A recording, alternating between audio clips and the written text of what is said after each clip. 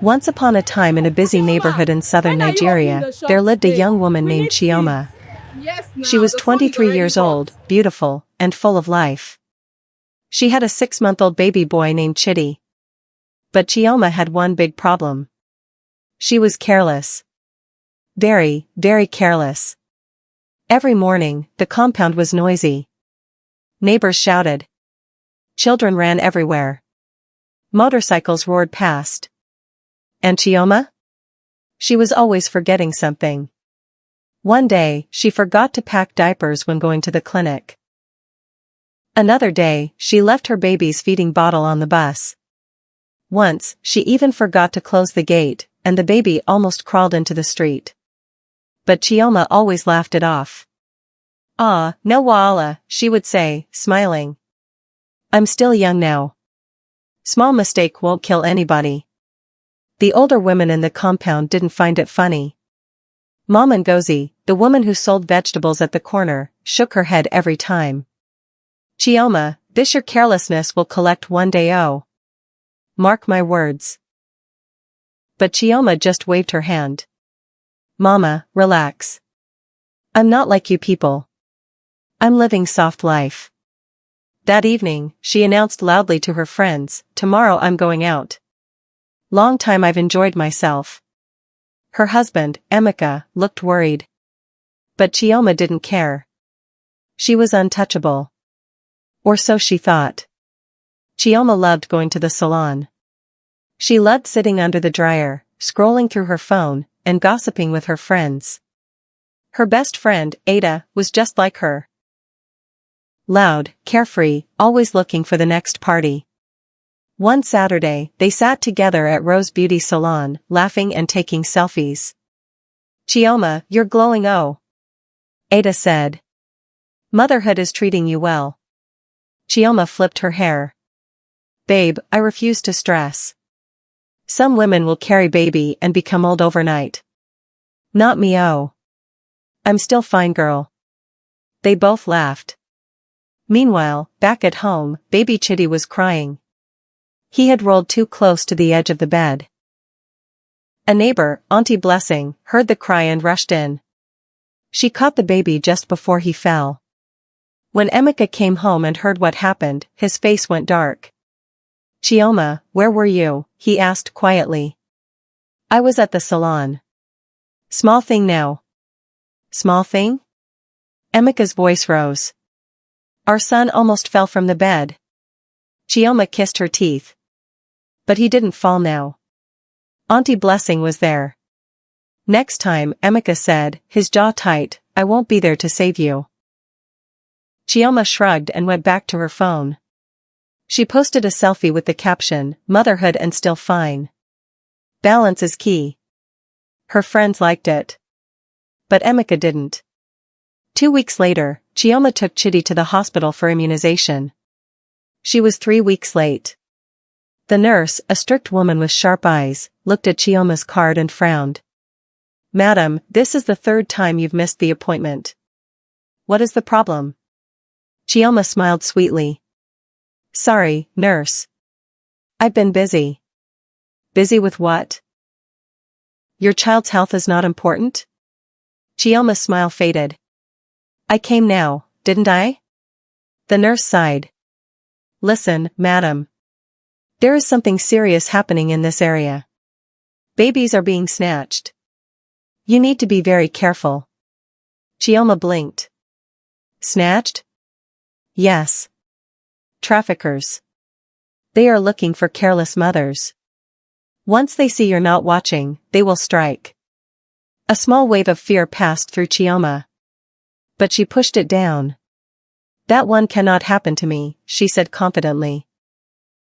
The nurse handed her a pamphlet with a missing child's photo on it. "Just be careful," she warned. Chioma took the paper but didn't read it. She folded it and put it in her bag. Outside, she threw it in the bin. Fear people," she muttered. "Always scaring somebody." She strapped Chidi on her back and went to the market. She didn't notice the man watching her from across the road. He was taking notes. And smiling. The market was crowded and noisy. Hawkers shouted. Buses honked. Women argued over prices. Chioma was buying tomatoes when Mom Ngozi walked up to her. Chioma, good afternoon. Afternoon, Ma. Mom Ngozi's face was serious. Have you heard what happened last week? What happened? A baby was taken. In broad daylight. Right here in this market. Chioma's heart skipped. Taken? How? The mother put the baby down to pay for something. Just 2 minutes. When she turned back, the baby was gone. Chioma swallowed. Did they find the baby? Mom Ngozi shook her head. No. They never found that child. For a moment, Chioma felt cold. But then she shook it off. That woman must have been very careless, she said. Mom Ngozi stared at her.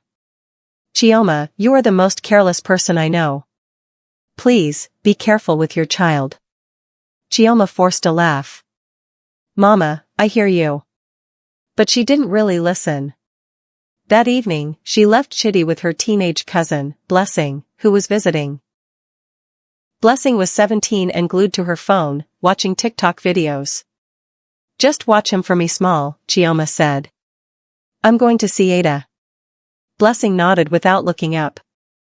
Chioma left. 5 minutes later, Blessing's phone rang. She stepped outside to answer. Chidi was alone in the room. The front door was wide open. That night, Emeka came home exhausted. He had been working all day at the mechanic shop. When he entered the house, he found Chidi crying. His diaper was soaked. His skin had a rash. Emeka's jaw tightened. He changed the baby himself, then sat on the couch, waiting. When Chioma returned an hour later, laughing and smelling like perfume, Emeka didn't greet her. Where were you? He asked coldly. I went to see Ada. Small thing. Small thing? Emeka pointed at the baby. Look at your son. His diaper has been full for hours. He has a rash now. Chioma's face hardened. So what? I left him with Blessing. Blessing is a child. You're his mother. And you're acting like I killed him. Chioma shouted back. I can't breathe in this house. Then maybe you shouldn't be here. Emeka yelled. Chioma grabbed her bag. Fine. I'm leaving. Go ahead. She stormed toward the door, her chest heaving with anger. Emeka watched her, shaking his head. One day, Chioma. One day, your carelessness will cost you everything. Chioma slammed the door behind her. She stood outside in the dark compound, breathing hard. The generator hummed nearby. Rain clouds gathered above. She felt powerful. Like she had won. They'll beg me to come back, she muttered. She walked toward the gate. Her phone was almost dead. She didn't care. She would show them. Chioma walked around the neighborhood for 10 minutes. She wanted Emeka to worry. To come looking for her. But no one came. The rain started to fall lightly. Her phone died completely. She stood under a tree, waiting. Then she started to feel uneasy. What if something happened to Chidi while she was gone? What if Emeka really didn't care? She swallowed her pride and walked back home. When she reached the front of the house, her stomach dropped. The front door was wide open. Not just unlocked. Wide. Open. The curtains were blowing in the wind. Chioma's heart began to race. Emeka, she called out. No answer. She walked inside slowly. The living room was quiet. Too quiet. The baby's cradle was in the corner. Empty. Chioma's breath caught. Chidi, she called, her voice shaking. She ran to the bedroom. Empty. She ran to the kitchen. Empty. She overturned pillows, checked under the bed, opened cupboards. Nothing. Chidi. Chidi, she screamed. Then Emeka burst through the front door, drenched in rain. "What's happening? Why are you shouting?" Chioma turned to him, her eyes wide with terror. "The baby," she whispered. "Where is the baby?" Emeka's face went pale. He ran to the cradle. Empty. He ran to every room. Nothing. From outside, a neighbor shouted, "I saw someone carrying a baby." They went toward the main road. Chioma's legs gave out. She fell to the floor. And screamed. The compound exploded into chaos. Neighbors poured out of their houses with flashlights and torches. What happened? "The baby is missing." Missing? Since when? Emeka was running from gate to gate, shouting Chidi's name. Chioma followed, crying and stumbling. Mom Ngozi grabbed her by the arm. "What did you do? Where were you?" I just stepped out for a minute." "A minute?" Mom Ngozi's voice was sharp. "You left your baby alone?" "No. Emeka was supposed to." But Emeka cut her off. "I just came back from work." "You were the one who left." The neighbors stopped searching and stared at Chioma. One woman whispered, "She left her baby alone?" Another said, "Careless girl." Auntie Blessing, the one who had saved Chidi before, stepped forward. "I warned you," she said quietly. "I told you this would happen." Chioma wanted to defend herself, but the words wouldn't come. Someone shouted from the end of the street, "I saw a man near the junction." He was holding something wrapped in cloth. The crowd surged toward the main road. Chioma ran with them, her heart pounding. But in her chest, a cold truth was settling. This was her fault. All her fault. And everyone knew it. The search spread across the neighborhood. People knocked on every gate. They checked every corner. But Chidi was nowhere. Chioma's phone was dead, so she couldn't even call the police herself. Emeka borrowed someone's phone and dialed. While they waited, the neighbors began to turn on Chioma. Auntie Ifeoma, a loud woman from the next compound, pointed at her. "This girl is too careless. I always see her leaving the baby anyhow." Another woman agreed. "She thinks motherhood is a joke." Then Mom Ngozi said the words that cut deepest. "Maybe she sold the baby." Chioma's head snapped up. "What?" "You heard me," Mom Ngozi said coldly.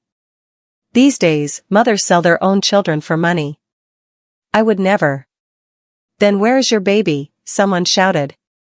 Chioma opened her mouth, but no words came.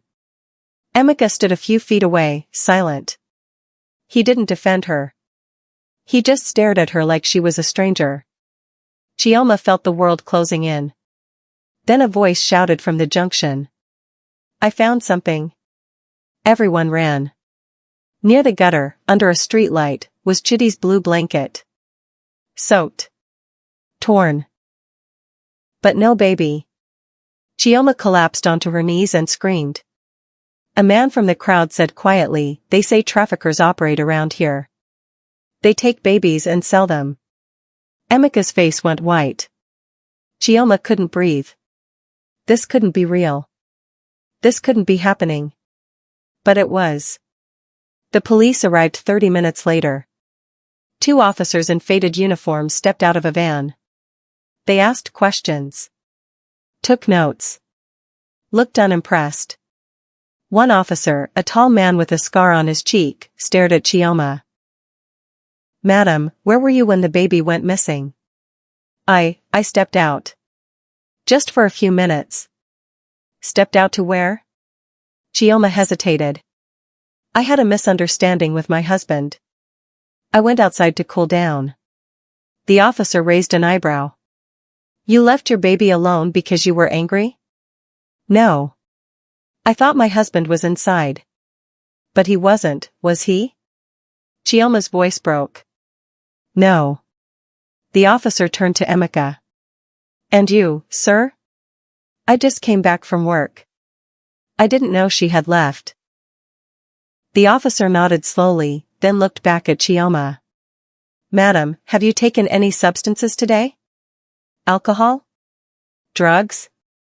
Chioma's eyes widened. "What? No. We have to ask. This kind of carelessness is not normal." The words hit her like a slap. Carelessness. That's all she was now. A careless mother. Emeka turned away from her. "I don't even know you anymore." Chioma reached for him. "Emeka, please." He pulled his hand away. Just then, the officer's phone rang. He listened, then looked up sharply. "There's a report. Someone heard a baby crying at the main market. Near the provision stores." Chioma's heart leaped. "Let's go," she screamed. They all ran. But Chioma knew. Even if they found Chidi alive, nothing would ever be the same. The market was chaos. People were running, shouting, pointing in every direction. Someone said they saw a man with a baby. Someone else said it was a woman. The crowd started chasing random strangers. Chioma pushed through, screaming Chidi's name. Emeka ran ahead with the police.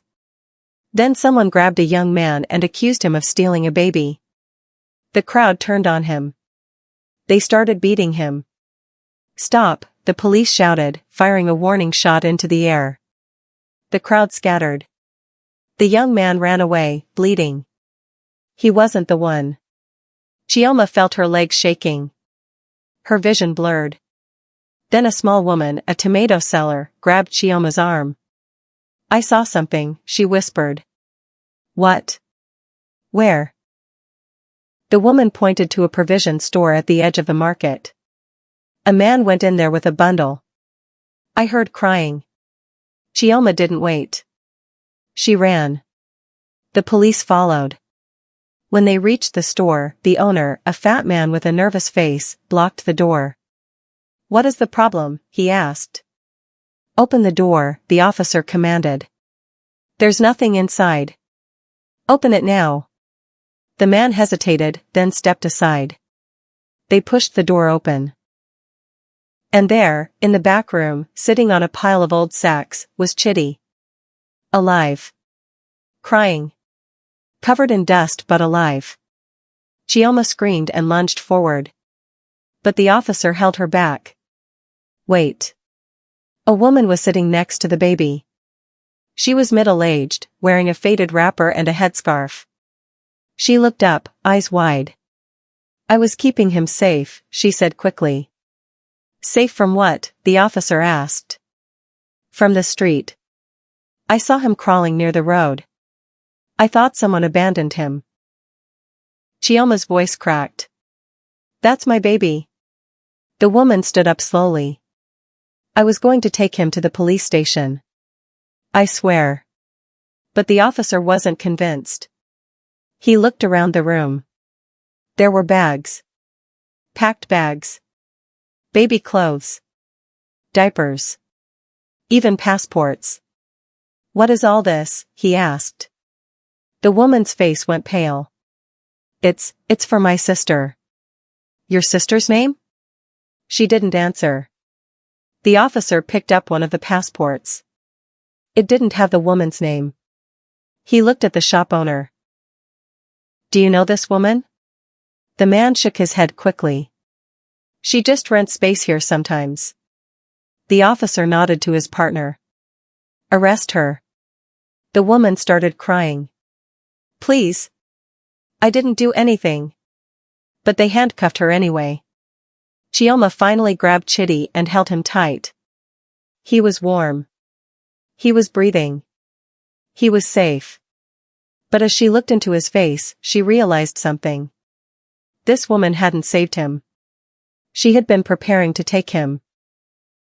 And if they had arrived 5 minutes later, Chidi would have been gone forever. At the police station, the truth came out. The woman wasn't acting alone. She was part of a trafficking ring that operated in the area. They targeted careless mothers. Mothers who left doors open. Mothers who weren't watching. The officer explained it to Chioma and Emeka in a cold, clinical voice. They watch. They wait. And when the opportunity comes, they take the child. Chioma felt sick. They were watching me? Yes. Probably for weeks. Emeka stood up and walked to the corner of the room. He didn't look at Chioma. The officer continued. If we hadn't arrived when we did, your son would have been sold. Possibly out of the country. Chioma covered her mouth. Outside the station, the neighbors had gathered. When Chioma stepped out with Chidi in her arms, they didn't cheer. They stared. Then Mama Ngozi spoke. She opened the door for them. Her carelessness invited them in. Another woman added, "How can we trust her with that baby now?" Chioma wanted to defend herself. But she couldn't. Because they were right. Then Emeka's mother arrived. She was a tall, strong woman with a sharp tongue. She walked straight to Chioma, looked at Chidi, then looked at her. "Give me the baby," she said. "Mama, please. Give me the baby." Emeka stepped forward. "Mama is right. You won't raise this baby anymore." Chioma's world shattered. "Emeka, please. I'm sorry. I'll change." But Emeka turned his back. "Go." Chioma fell to her knees, begging. But no one listened. Chioma was sent to Emeka's mother's house. But she wasn't allowed to stay. "You are not fit to be under my roof," the woman said coldly. Chioma begged. She cried. She promised to change. But Emeka's mother didn't soften. "Go back to your own mother. Let her deal with you." Chioma went to her mother's house that night. She knocked on the door. Her mother opened it, saw her face, and immediately knew. "What did you do?" her mother asked. Chioma told her everything. Her mother listened in silence. Then she said, "You are not staying here." Chioma's heart stopped. "Mama, please. No.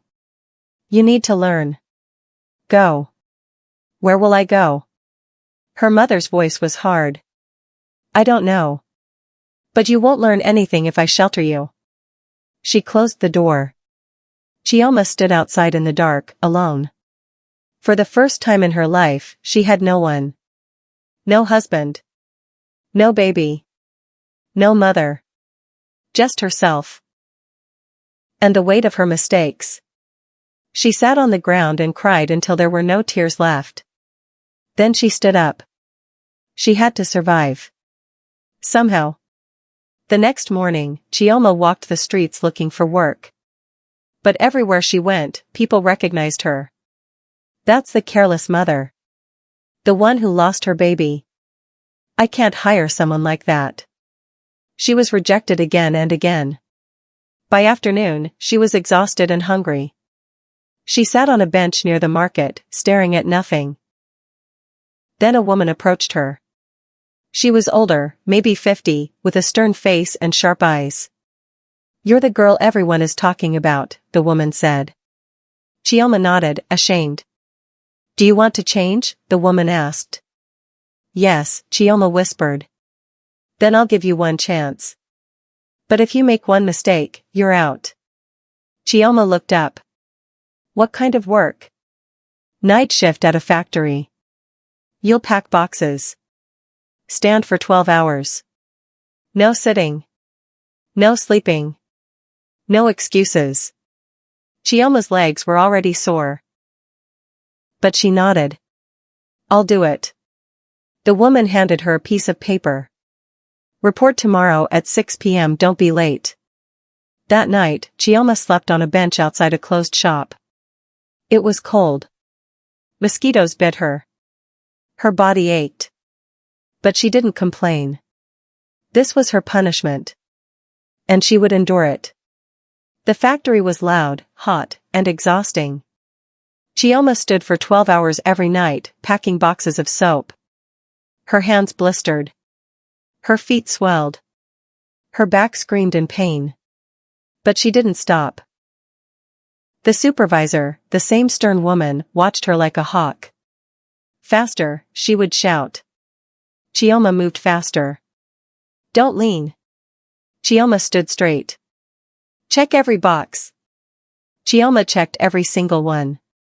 Other workers whispered about her. That's the girl who lost her baby. She's trying to redeem herself. Too late for that. But Chioma didn't respond. She just worked. Days turned into weeks. She saved every kobo she earned. She kept her factory ID card, her attendance log, and a letter from her supervisor. Proof that she was changing. One evening, she heard from a neighbor that Chidi was sick. Her heart broke. She wanted to run to him. But she wasn't allowed. She cried that night. But the next morning, she went back to work. She had to prove herself. No shortcuts. No excuses. Just discipline. And slowly, painfully, she began to change. 3 months passed. Chioma had changed completely. Her hands were rough. Her body was lean. Her face was harder. But her eyes were different.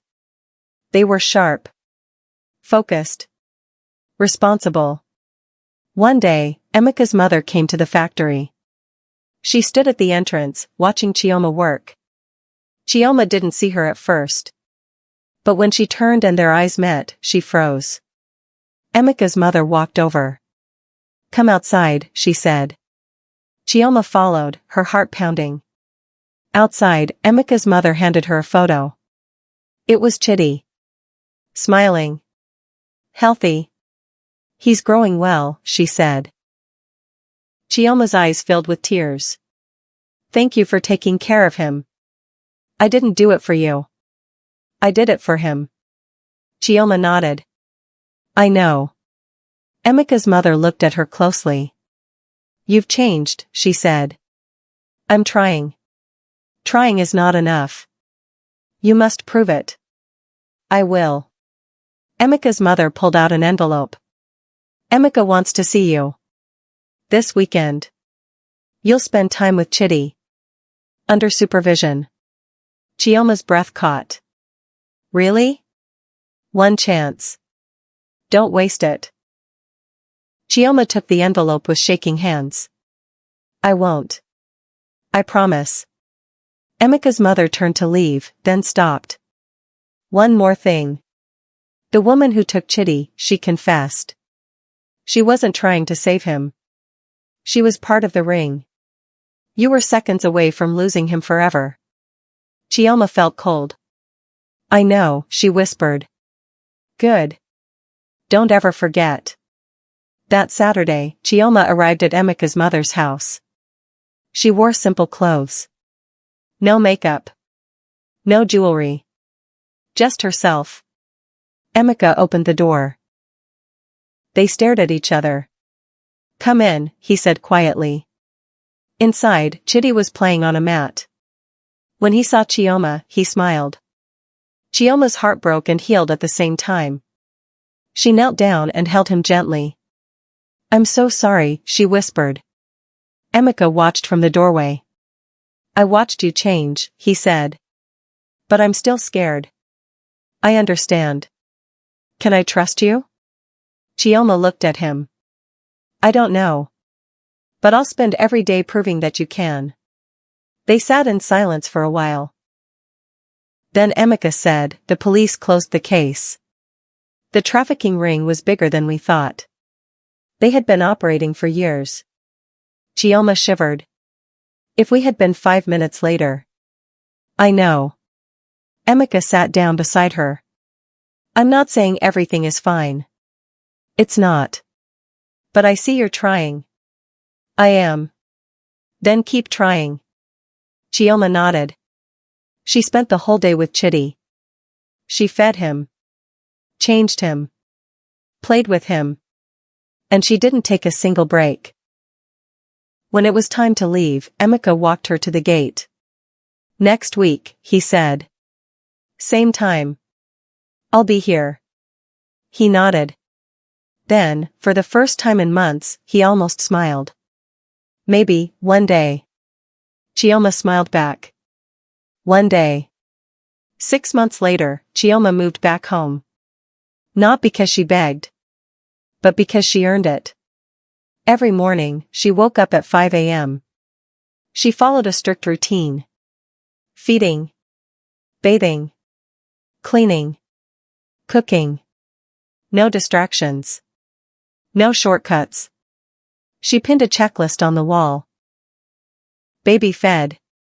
Diapers changed. House cleaned. Doors locked. Windows closed. Emeka watched her carefully at first. But over time, he relaxed. The neighbor still whispered sometimes. That's the girl who almost lost her baby. But Chioma didn't argue. She just kept going. One evening, Mom Ngozi stopped her at the market. Chioma, she said. Chioma braced herself. But Mom Ngozi smiled. You've changed. I can see it. Chioma's eyes filled with tears. Thank you, Ma. Don't thank me. Just don't go back. I won't. That night, Chioma sat with Chidi on her lap. She looked at the checklist on the wall. She would never forget the night her carelessness almost buried her life. She would never forget the cold bench. The factory. The pain. But she also wouldn't forget the lesson. Carelessness wasn't freedom. It was a door left open for disaster. And she had closed that door. Forever. Carelessness is not youthful freedom, it's a door left open for disaster. Love can forgive, but trust only returns when responsibility becomes your lifestyle.